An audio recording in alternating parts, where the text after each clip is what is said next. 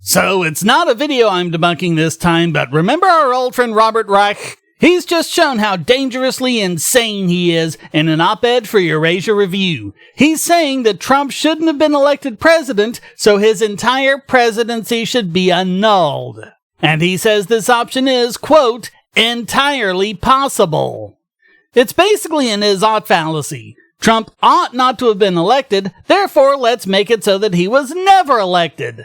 Here's what he said. The only response to an unconstitutional presidency is to annul it. Annulment would repeal all of an unconstitutional president's appointments and executive actions, and would eliminate the official record of the presidency. So just have the Ministry of Truth wipe out that portion of history like it never happened. Of course, the Constitution doesn't allow for any such annulment, only impeachment, and even then only for high crimes and misdemeanors. But that doesn't stop Reich. The Constitution does not specifically provide for annulment of an unconstitutional presidency, but read as a whole, the Constitution leads to the logical conclusion that annulment is the appropriate remedy for one.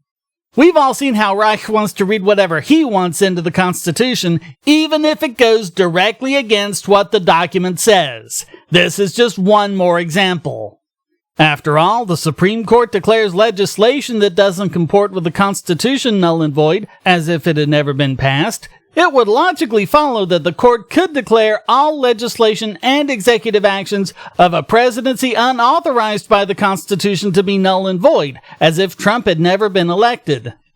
But he was elected, and in accordance with how the Constitution says he should be. He was voted in by a majority of electors, and there is no provision in the Constitution for invalidating an elector's vote after the fact.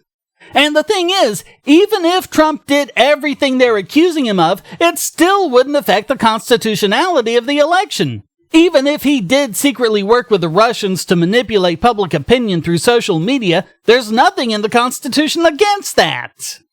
The Constitution also gives Congress and the states the power to amend the Constitution, thereby annulling or altering whatever provisions came before. Here, too, it would logically follow that Congress and the states could, through amendment, annul a presidency they determined to be unconstitutional.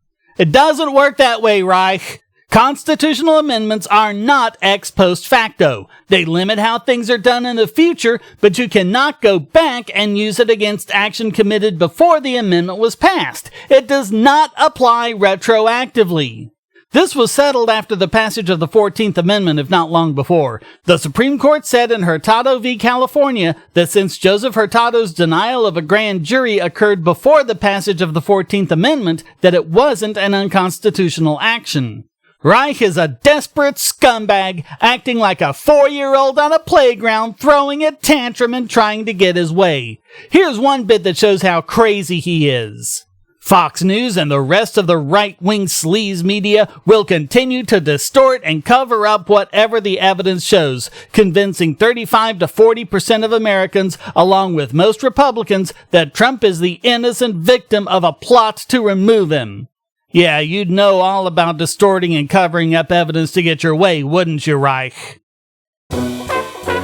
Hey, if you enjoyed this video, why not hit like and subscribe? And to make sure I can keep producing content, support this channel by becoming a patron. And check out all the other great content here, like this video selected especially for you.